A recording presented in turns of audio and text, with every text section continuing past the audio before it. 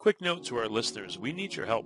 We're close to 1 million views on YouTube, and we have over 5,000 subscribers. But if we can get to 10,000 subscribers by the end of this year, that will allow us to raise money for the Finding Genius Foundation and our study to help those suffering from anxiety, depression, and PTSD. Please just take a second and subscribe to the podcast. And if you can, like the video. That'll help us get more listeners. It'll help with the YouTube algorithm. And again, help us reach our goal of 10,000 subscribers and 1 million views. We're going to hit the 1 million views, it looks like, hopefully by May of 2022. But the 10,000 subscribers will be harder. That's going to take until the end of this year. Thank you. This podcast is being republished with permission from Perry Marshall. This is Perry Marshall, and I'm here with Rich Jacobs, who has very recently put out a book called Finding Genius, Understanding Cancer. And the subtitle is 30 Questions, 70 Geniuses, 200 Amazing Insights.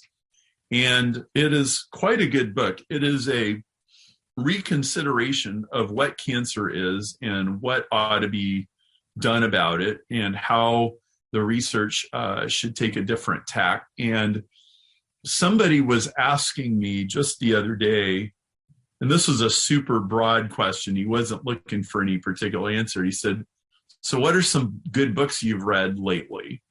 And I mentioned a couple, and this was one of them. And, it would be very easy for somebody's cancer book not to make that list. So I think it was a compliment to you, Rich. Thank you. That I said that. And so, Rich, welcome. Glad you're here. Yeah. Thank you, Perry. It was a compliment. I appreciate it. And I'm really glad to be on the line with you. Thank you very much.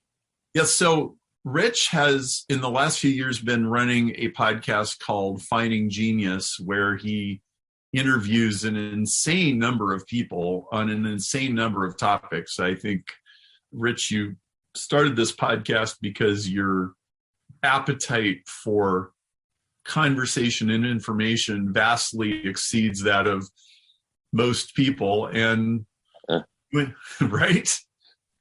But yeah, I realized, all day I'll be busy learning stuff, and then I'll take a break and relax and watch YouTube videos to learn other stuff. And then at night I'll talk to people and learn more stuff. So I'm always learning, but it's fun.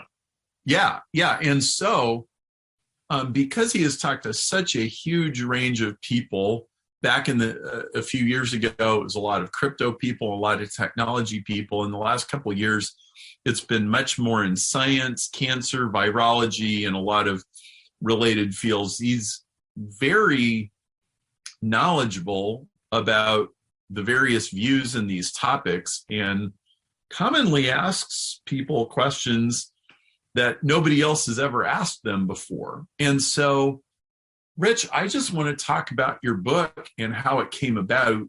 So why don't we start with, of all the topics that you are interested in and have been interested in, why did cancer push its way to being easily in the top 5, maybe top 2 or 3 for you? How did that happen? Yeah, I'm now 46. Until I was just about 40, I had heard about cancer, but I think I just thought, it's this sickness that some people get. But I was in a car accident when I was 42, and I was run off the road, and I got a concussion. And at the hospital, they did scans on my head and neck. And they told me, you have nodules on your thyroid. I said, okay, I don't know what that is. Go to the doctor, go to the endocrinologist. It ends up I have thyroid cancer, which shocked the heck out of me. When you hear something like that, your insides liquefy, and the doctor tells you that. So all of a sudden, I was like, well, I don't think I'm just going to peacefully make it to 80, 85, 90, and then die in my sleep. I mean, it's possible I could die right now, is what I was thinking. So it just kind of like rocked my world. And I started researching about it and interviewing and finding out more. And since that time, I've gone into remission. So far as I know, everything's looking good. But my mother passed away from cancer, and it's just been popping up all over the place. And I saw the stats, and I've lived part of the stats. The scariest ones to me are that 1/3 of all women in the US and half of all men will experience cancer, which is unbelievably crazy, those numbers to me. So now I see it all over the place, and it's something that affects pretty much everyone's lives, everyone listening. it's almost guaranteed we'll know someone, or unfortunately, maybe they themselves have had it. So it's a huge, huge topic. And that's really the start of why I got interested in it. So it's one thing to be interested in it. It's another thing to interview 70 experts and ask several of them the same question and attack the disease from a whole different angle. So how did it come about that you developed a point of view on this, as opposed to just believing whatever a doctor told you? Yeah, because of frustrations, for instance, with my own treatment. I don't want to get into too many gory details, but for instance, when you have your thyroid out, I didn't have chemo, thank God, but I did have radiation. Before I do the radiation, they're supposed to give you this injection that really ramps up any remaining thyroid you have in your body. If you took this injection with a normal thyroid, it would kill you. So it's kind of a scary thing to take this injection as they took my thyroid out, because you just never know. So I had that procedure done once, and I had to figure out the dosage that would be safe or not. It was in millicuries. I had to figure out the sequela, they call it, or the consequences of having this dose or maybe a higher dose.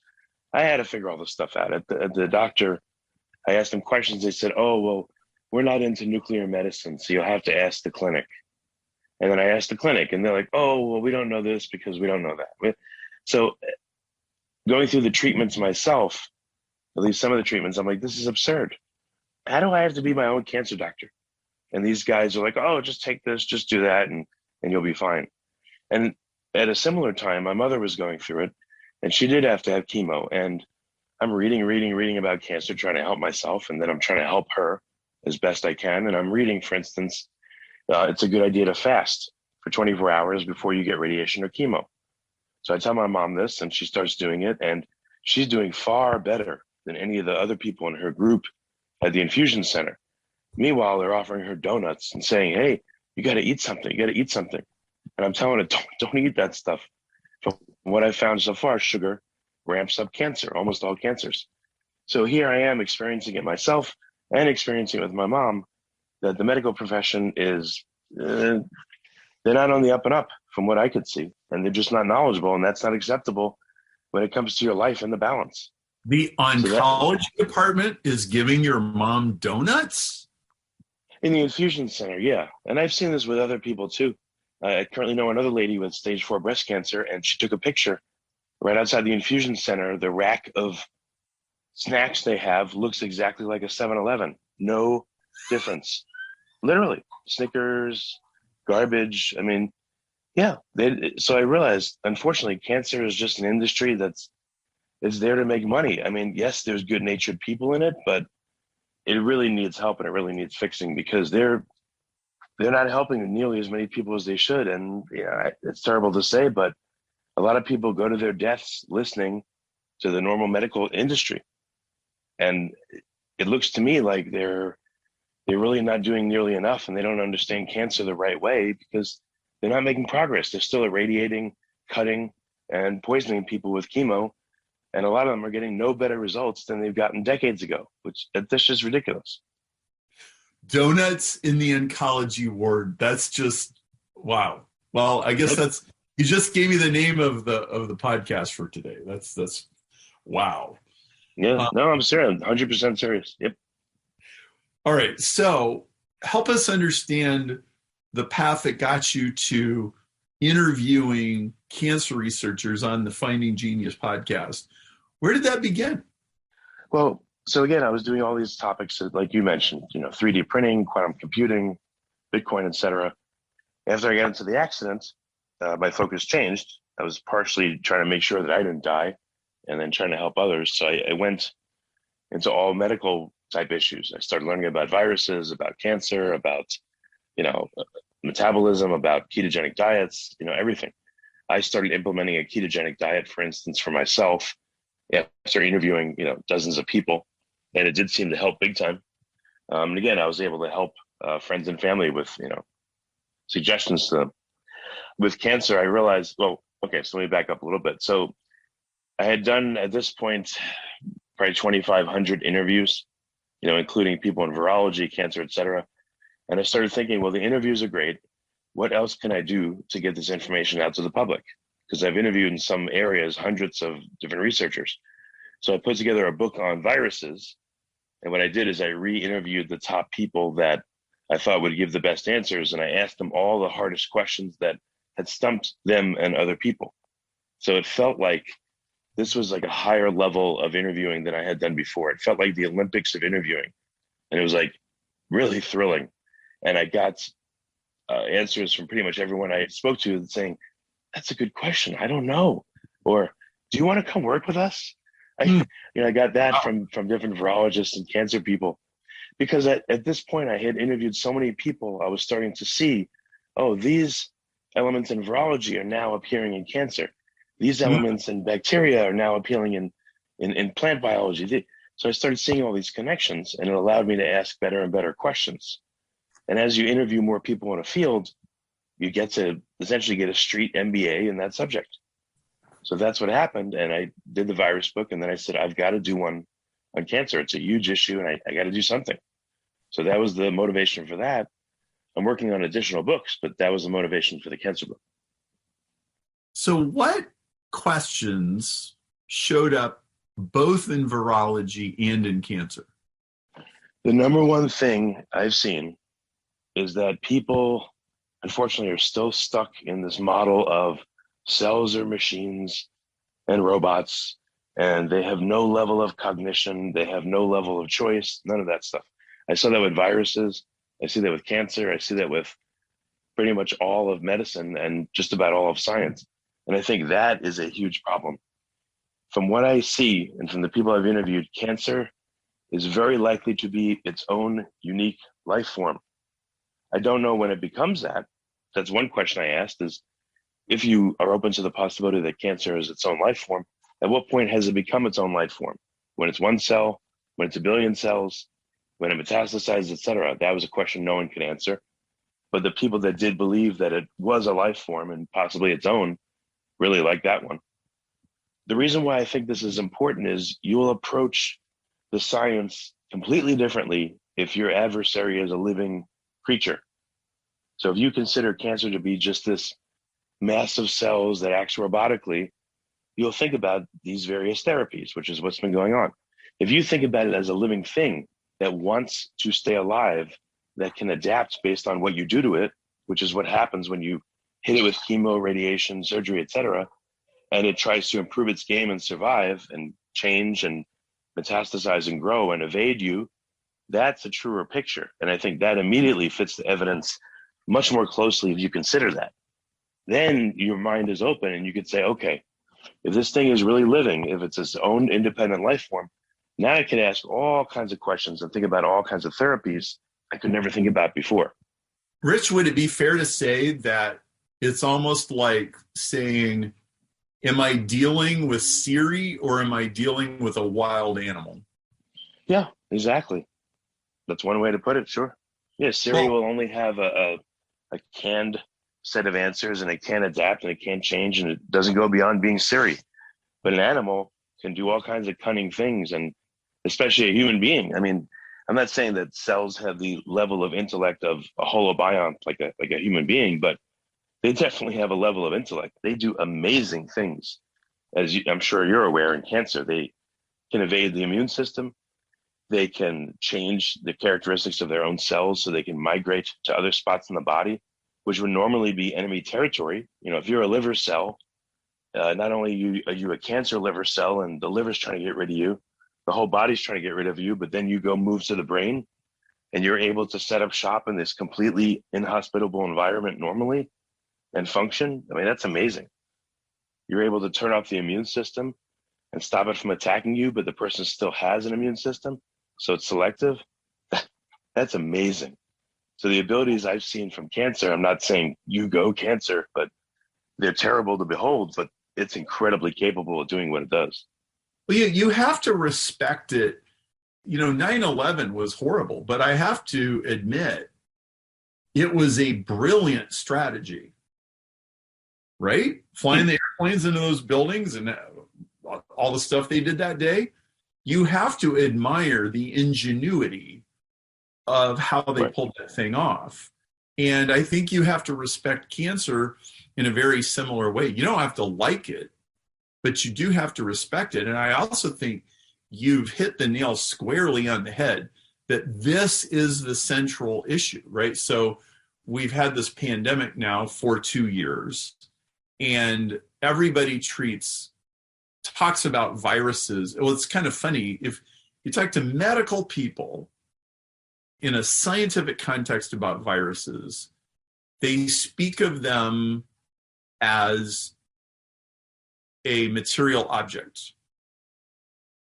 But in the public vernacular, and when people are not trying to be strictly analytical about it, they do talk about the virus as having a will, a desire, a strategy, right? Like COVID is this entity.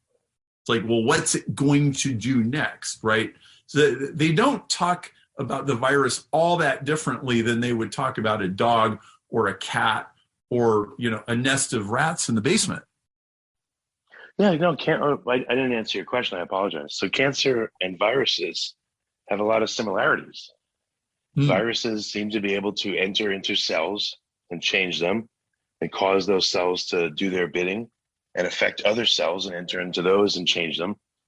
One question in cancer that no one knows is how it starts. And as it grows, yes, I know the cancer cells themselves multiply, but are the cancer cells causing surrounding healthy cells to be co-opted and turn into cancer cells? There's no real answer on this.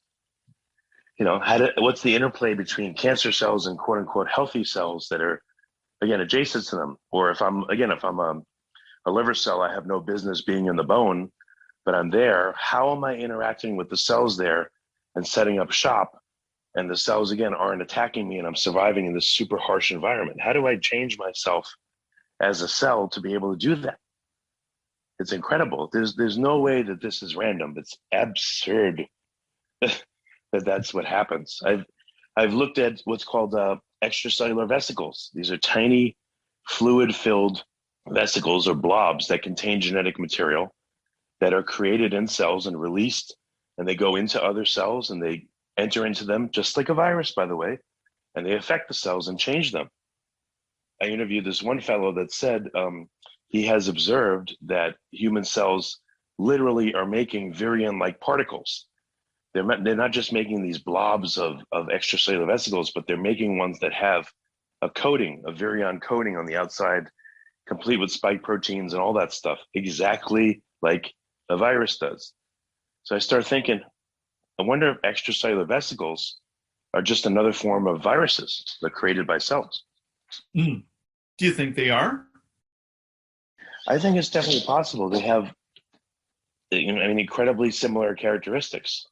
EVs can carry RNA or DNA. Again, they're emitted by cells. They're taken up readily by other cells. They alter their function.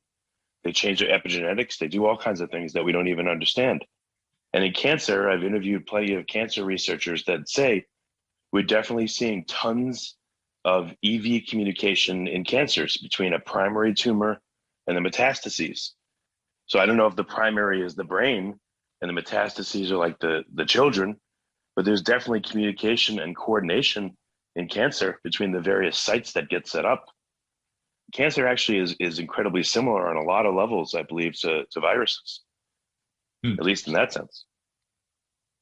The third question in your book is cancer cognitive? What is a range of answers that you got from researchers when you put this question to them? Oh, you always get some that laugh and they say, no, not at all. Cells just, they give you the standard neo-Darwinist explanation. Cells randomly do this and that, and they respond to pressures. And, that does answer somewhat a lot of the questions, but it doesn't provide a full answer. But when you ask these people, okay, how does cancer do this? How does cancer do that? Their only answer is cancer doesn't do anything. It just reacts randomly. So that's completely unsatisfying. And when people talk like that, it pretty much shuts down the line of questioning. those people I got maybe a 2-sentence answer from.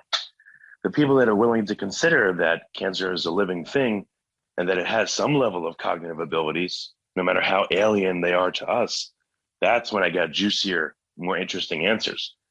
So that's why this whole subject pivots for me on whether, again, you believe cells are cognitive, they have some level of cognition, no matter how low or alien, and if cancer is a living thing. Same with viruses. If you embrace those and you're at least willing to speculate, a whole new world opens up to you. And if not, you just keep researching the same old junk, looking for this molecule, that molecule, and decades from now, you're not going to be any further along. That's what I see. So, Rich, you often in your interviews give people permission to freely speculate. So if I said, Rich Jacobs, I want you to freely speculate, what does it mean when we say a cancer cell possesses cognition? And what do you project that might imply? Go anywhere you want with that. Yeah. I mean, so one of the factors of cognition is that you can communicate your quote unquote thoughts to other entities that are similar to you. And that definitely appears to be happening with cancer. If cancer is not cognitive, it's just a bunch of random stuff. How does it form metastases? Why? And I looked up various cancers. Cancers seem to prefer or have a tropism for certain sites to metastasize to. Why? Why does liver cancer tend to go to, this organ and that organ? And certain brain cancers don't metastasize. And certain breast cancers, they like to metastasize here and there. Why would that happen? There should be no choice or preference. It should just be random. But it's not.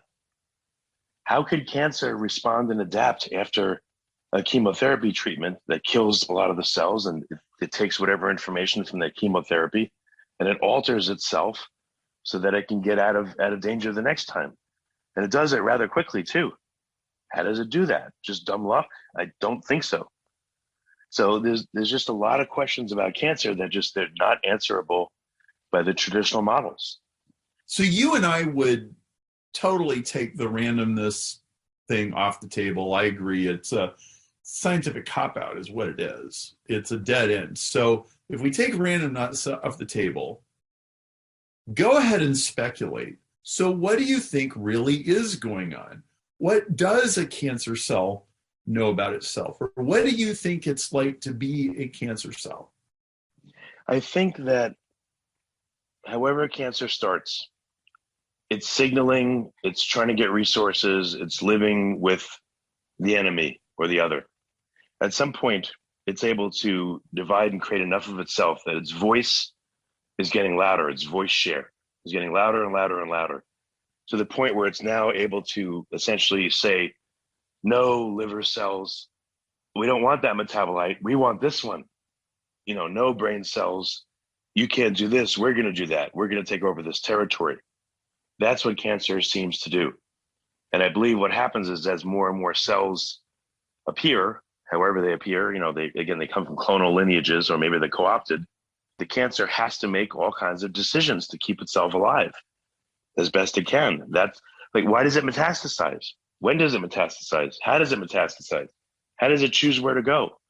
It's not just necessarily going into the local lymph and then the local blood and just randomly ending up somewhere. It seems much of the time to end up at specific spots. How does it communicate with its minions, its metastases? But it does. And what is it saying? I've seen experiments where a primary tumor would be cut out, and then you see in the metastases that are remaining in the mouse, they all of a sudden kick into high gear and they change what they're doing and they evolve more different types of cancer cells. They wouldn't do that if they weren't seeing some signaling that's now absent from maybe the master, I'll call it, and changing what they're doing to try to stay alive. So all these things point to a cognitive thing that, again, wants to stay alive, that employs tactics, that changes itself to evolve and to get along with what's going on in its environment. So it's amazingly adaptable and capable. Yes, I know it ends in death often. And a lot of people will then discount cancer and say, oh, it wouldn't end in death if that was what, if it wasn't alive.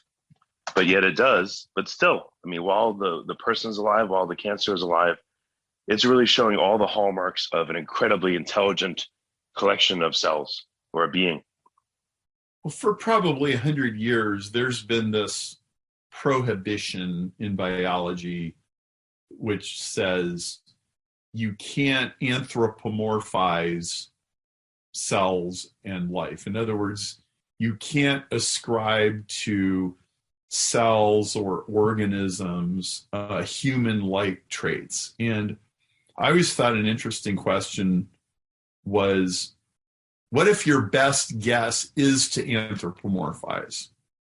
What if the best thing to ask is, well, if I was a tumor, what would I do? What would I want? What would I be trying to achieve?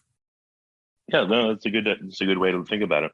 I think you deliberately want to think anthropomorphically. I think it's absolutely vital. So, like, look, Perry, in my body, in your body, in every human's body. So supposedly, according to these models, none of our cells are cognitive, but the assemblage of all of them makes us, and we are cognitive. Well, how does that happen? Yep. Or all the cells in my body are just dumb, random machines, but not my brain cells. These magical cells, for some reason, they're the only spot in the whole universe where actually cognition happens. Well, why? That doesn't make any sense. Why would certain cells all of a sudden, poof, magically, oh, that's where you get higher cognition.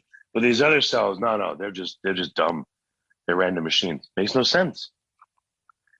I'll give you one other interesting thing I learned. So I interviewed a lady named Florencia McAllister, and she's studying the microbiome of tumors. Well, guess what? She discovers she was studying pancreatic tumor and pancreatic cancer. So she looks and she sees that a set of bacteria will coalesce around pancreatic tumors, giving them their own unique microbiome versus the rest of the pancreas.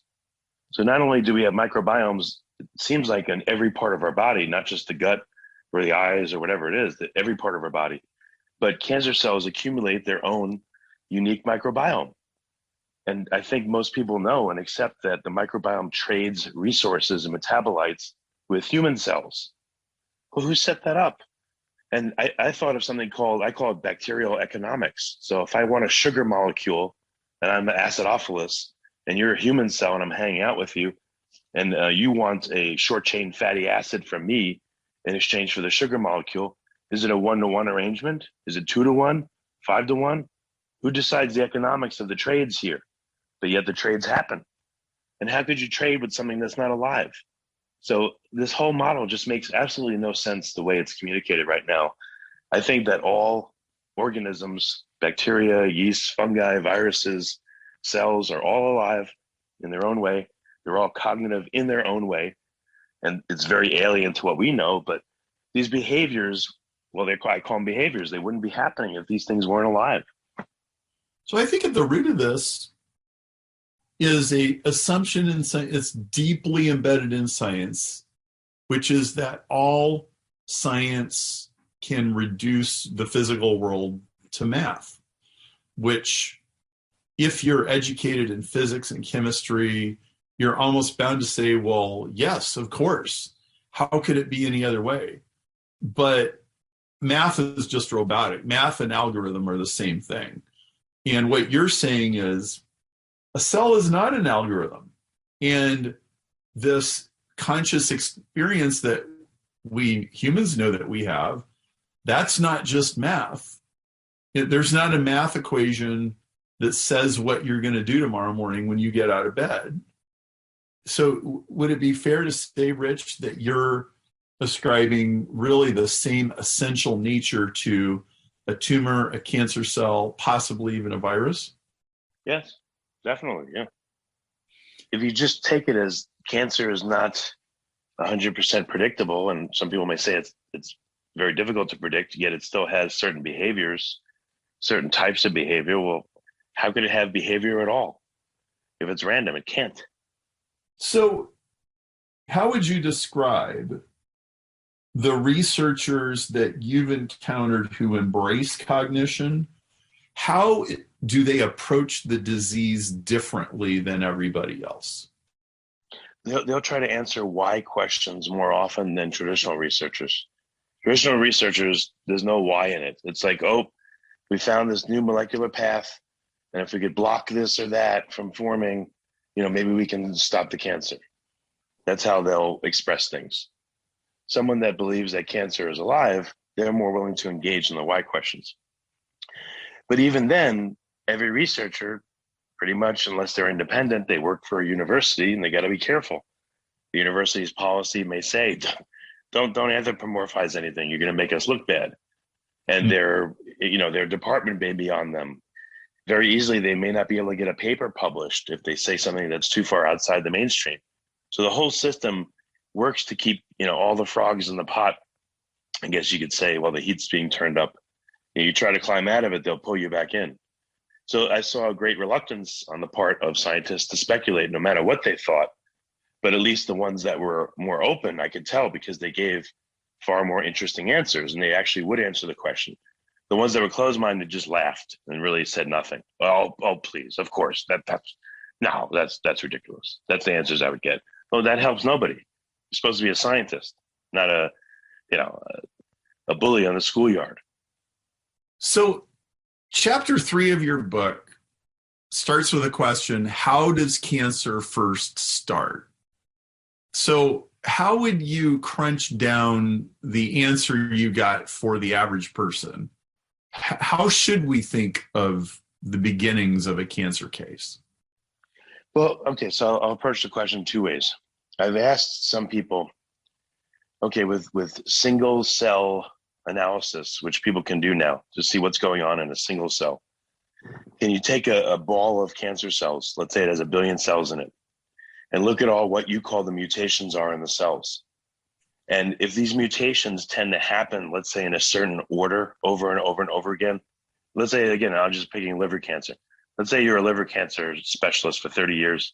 You've seen thousands of them. And I've asked them, do the mutations tend to occur in a certain order? Like if you have a ball of 1 billion cells and you look at the outside of the ball, will you see certain mutations present that you won't see in the inner parts? And they said, yes, part of that is because the level of oxygen changes, et cetera, blah, blah, blah. But you will see that. So I said, all right, can you mathematically back calculate and go back in time, looking at a ball of 1 billion cells and backtrack it to when it was 1,000 cells and see what it looked like and where they were? No one's able to do that. They all promised me that supposedly experiments are happening to do that, but no one's done it yet. And could you back calculate it to number 1? This feels like going back to the Big Bang, just to give a weird analogy, but it feels like it. I don't think we're ever going to get back to the first cell. We may get back to a time when there was, let's say, 1,000 of them or 100 of them, and that may be very instructive, and maybe we'll approach the answer that way. But I don't know how anyone's going to get back to the first cell. And now as to explaining why cancer occurs, my conclusion from interviewing all these people is that, we're out there breathing stuff in, eating stuff, etc. We get stresses on our body. We have toxins that come into us for whatever reason or not. We're breathing in air pollution, we're eating bad food, whatever it may be. It causes a stress in our body, in liver, pancreas, wherever. That stress is persistent over time. And because cells are alive and they're adapting, the body is trying to adapt to this stress or this problem. And a chronic one over time, I believe that the body just loses out, and the chronic stress causes cells to have to maladapt.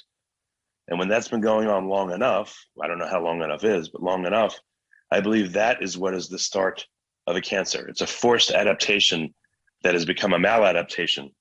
And the cells now are using whatever they can in their toolkit to continue to exist. But now they've come into a regime where now they're considered to be what's called a cancer cell. Who are 1 or 2 of the most interesting researchers that you've met so far? Who's really impressed you? One of them has now become a mentor, Bill Miller. He's been beating the drum of cellular cognition for years. And he has another fellow who you introduced me to, which is great, is John Torday. Yes. He was a pediatrician for a while, researcher, at UCLA. They had spoken to me many times and wrote papers about cellular cognition. So I think that, Bill, for instance, and John have some of the most interesting answers, again, because they're the most open. And they're right there in the thick of it, writing papers, making sure that the ideas they put forward still somehow get through, even though they're a bit radical, and they slowly chip away at neo-Darwinism and try to present an alternative case. But even these guys, all the time, I try to introduce them to other scientists, and they just don't want to talk to them, or they don't get back to them, and they're just used to being treated as third-class citizens in cancer research and in science. So that was some of the really interesting people I spoke to.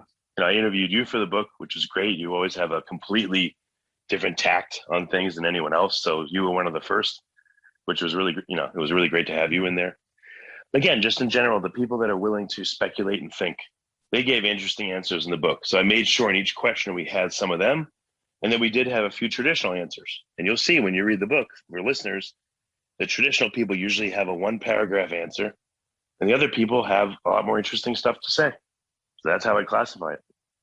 So your book, I would say 2/3 is about kind of how you think about cancer and what is it actually doing. And it's kind of a biological approach, but maybe 1/3 of it or 1/4 of it gets into how do you treat cancer? What should a person with cancer do? What should they think about the options that they're given? So, Rich, I've got to think that because you've been doing this, people are asking you, they're turning up and they're going, well, I just got a bad report from my doctor. What do you think I should do? So can you tell us what kind of conclusions have you come to about treatment?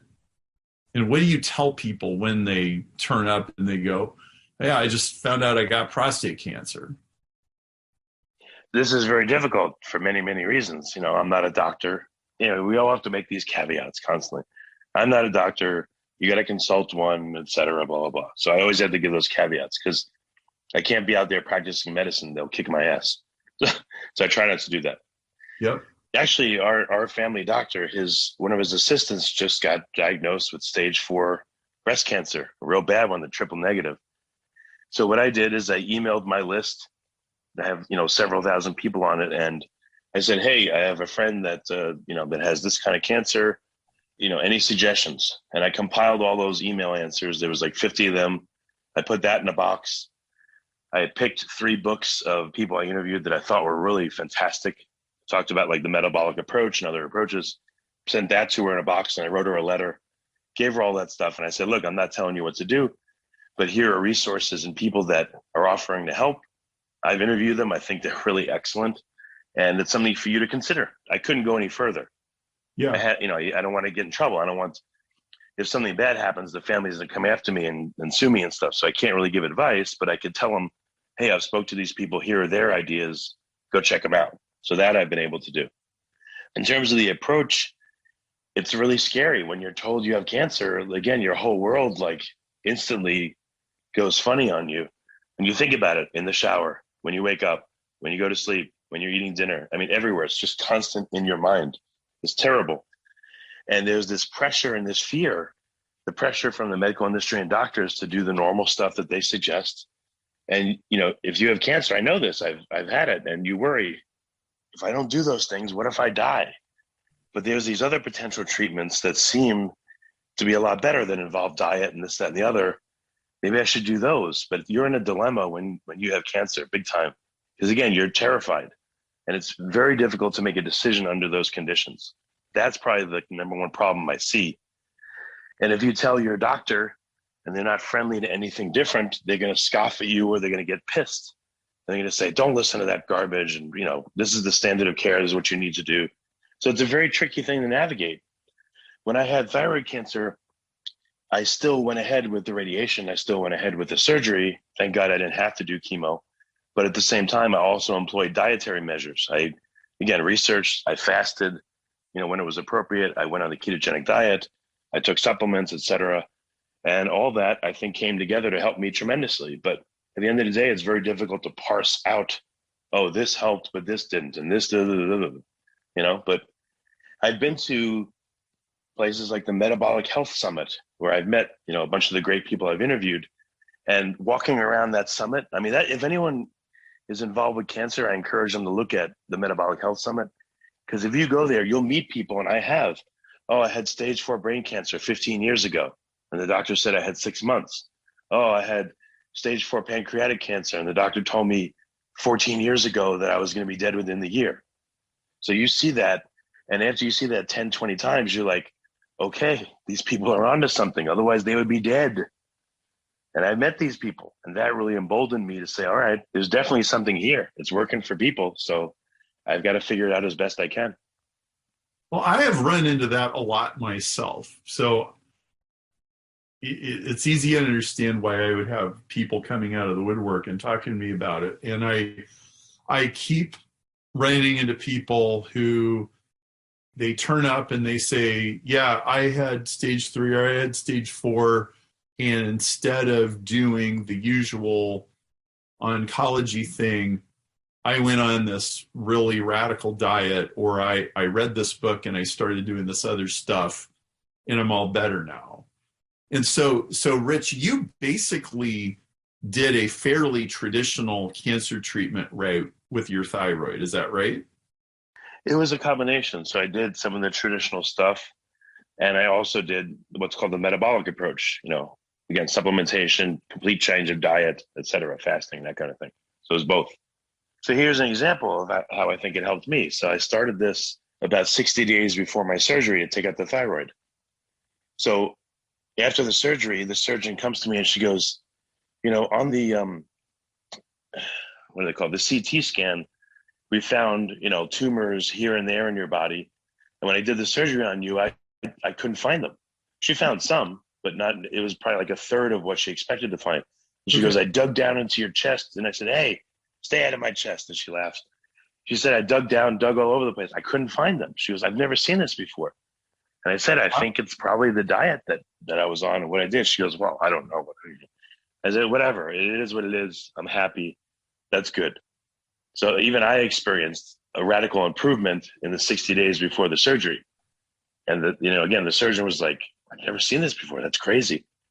And that story I've heard from many people that have been affected by cancer. If they do the metabolic approach and if they're able to really figure out what's going on, they hear that from the doctors. Sometimes they'll go into remission and the doctor says, well, no one goes into remission from this, or the outcome will be far better, or they live far longer. So, this stuff is, you can call it anecdotal evidence and scoff at it, but hey, I'd rather listen to someone that had a cancer I had and beat it than just some scientific paper that says, this molecule influences that molecule. To me, that's a lot more helpful. So how would you do your thyroid situation any differently now than the way you did do it? Knowing what you know now, would there be any difference? Yeah, I wouldn't jump into the surgery, and I wouldn't do the radiation. I would give more time to do the diet therapy that I was on and get tested, several times and see, is it working or is it not? I just did it as I figured I better throw everything I know at this thing, no matter what. That's how I was. And again, I was caught up in, oh no, I'm going to die type thing. I felt pressured that I had to get this taken care of, as soon as possible, or I was going to die. Like when I laid down to sleep at night, I imagined a rusty 55-gallon drum full of toxic waste that had spilled over, and it was spilling into my lymph and my bloodstream, and that was the cancer. That's what I imagined, which is probably a pretty bad thing to imagine. So and one other funny thing is when I got the radiation, I had to kind of isolate in my room for a week. So I watched this series Chernobyl on Netflix or something, and my wife's like, what the hell's wrong with you? Why would you watch that when you had radiation? I said, I don't know. But anyway, so that's what I would have done differently. Chernobyl's got to be some of the best TV I've ever seen in my life. That show was unbelievable. It was good, but it was probably a bad idea to watch it while I was getting radiation myself. So. Yeah, I don't know it. Well, yeah, I got to admit, okay, that's a bit much, but okay. So if we have a breakthrough in cancer in the next 10 years, let's say, where do you think it's most likely to come from? Or what approach do you? Yeah, this is a great question. It's I can tell you it's never going to come from, Joe Blow that works for ABC Pharma that has come up with a new molecule that blocks XYZ. It's never going to come from there.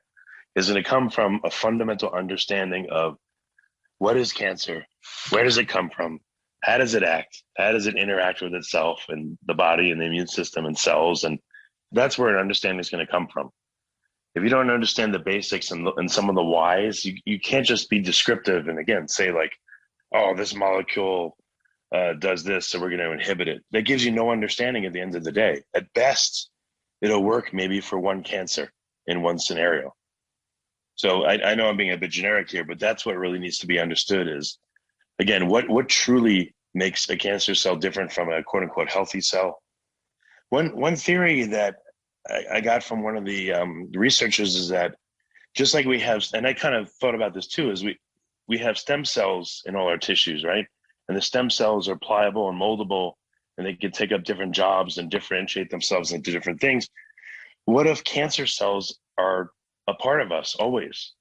What if our bodies and all our tissues are always producing cancer cells that are stem cell-like?